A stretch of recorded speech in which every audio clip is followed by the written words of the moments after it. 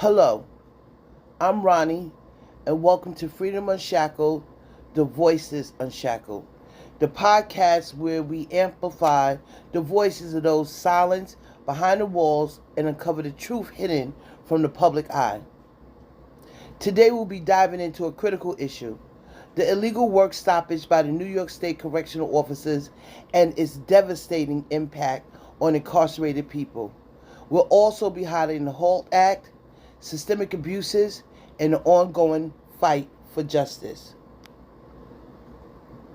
What do we want? Justice! What do we want? Justice! What do we want? Justice! What do we want? Justice! What do we want? Justice! What do we want? Justice! What do we want? Justice! What do we want? Justice! What do we want? Justice! What do we want? Justice! The HALT Act, Humane Alternatives to Long-Term Treatment Solitary Confinement, was signed into law in New York State in 2021. It limits solitary confinement to 15 consecutive days and a total of 20 days in any 60-day period. The HALT Act was a major victory for prison justice advocates, addressing the humane practices of isolating people for months or even years, often leading to severe mental health issues. But despite the law, correctional officers and facility administrations have resisted compliance, continuing to subject incarcerated individuals to brutal and excessive isolation. This brings us to the heart of today's episode.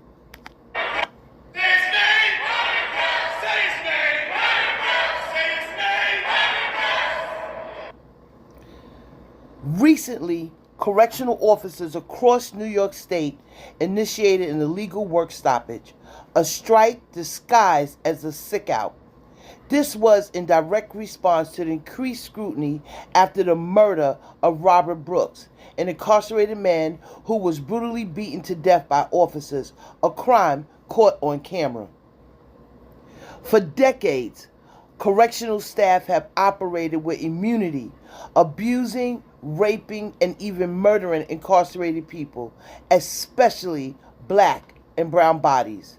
Now, with undeniable evidence exposed to the world, they've chosen to retaliate, not just against the system, but against the most vulnerable, the incarcerated people.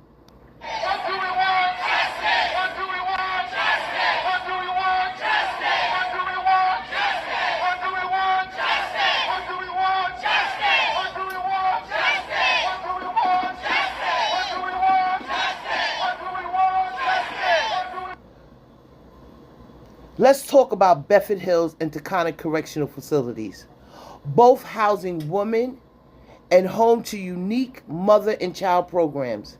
These programs allow incarcerated mothers to stay connected with their children, a critical lifeline that fosters emotional bonds and supports healthy development. With the work stoppage, these programs have been effectively halted. Mothers are cut off from their children, denied visits, and stripped of the little humanity the system once allowed. It's more than a violation of rights. It's a deliberate act of cruelty. These women are in there, some pregnant, not able to get their medical care with prenatal care, and the babies. No one's thinking of the babies that are in those facilities.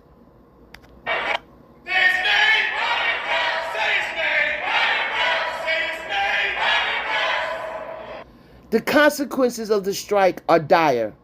Incarcerated people across New York are being denied basic needs. Food rations have been reduced or withheld entirely. Essential medications, including those for chronic illnesses and mental health, are not being distributed. Medical appointments are canceled. People are getting sick and are suffering.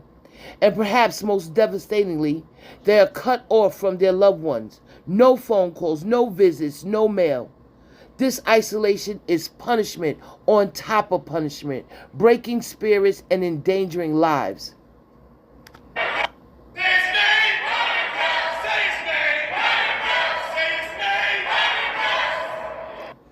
The murder of Robert Brooks was caught on camera, But for those of us who've been incarcerated, we know this is nothing new. Abuse, rape, and murder have been part of the prison system's dark history for decades. Women in particular have been brutalized within the system. There's an ongoing class action suit against the New York State Department of Corrections and Community Supervision filed by women who were sexually assaulted by correctional staffs. Their voices, once ignored, are now demanding justice in court. What do we want? Justice. What do we want? Justice. What do we want? Justice. What do we want? Justice. What do we want? Justice. What do we want? Justice. What do we want? Justice. What do we want? Justice. What do we want? Justice. What do we want? Justice. What do we It's impossible to talk about this without acknowledging the foundations of docks and its exploitation of incarcerated people for free labor. Prisons operate as private businesses, profiting off the backs of the incarcerated who are forced to work for pennies or nothing at all. This exploitation is a modern extension of slavery, justified under the 13th Amendment's loophole that allows involuntary servitude as punishment for a crime. Docks has built an empire on the foundation, generating revenue while dehumanizing and brutalizing those within its walls.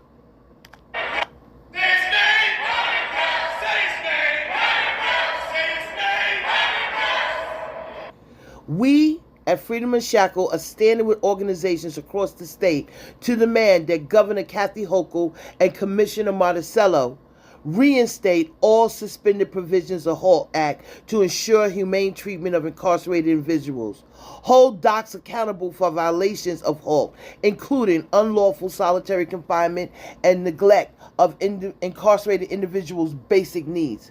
Public condemnation the illegal work stop publicly condemn, the illegal work stoppage and affirm the state's commitment to upholding justice and protecting the incarcerated people. Advance and support critical justice reform bills, including the Fair and Timely Parole Act, Elder Parole Act, Treatment Not Jail Act, Clean Slate Act, Reentry Support Act, and Rights Behind Bars Act. We can't let this continue. The illegal work stoppage, the abuse, the exploitation, it has to end. We must hold docks accountable. We must fight for the lives and dignity of incarcerated people.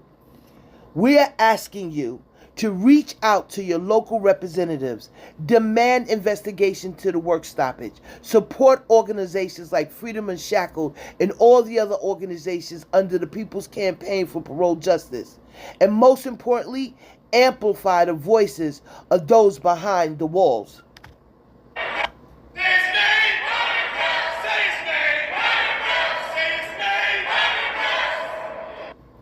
I am Ronnie. Thank you so much for tuning in to Voices Unshackled. Together, we can expose the truth and demand justice. Stay strong, stay loud, and never stop fighting. Until next time, I'm Ronnie, and let's keep our brothers and sisters behind the bars lifted up.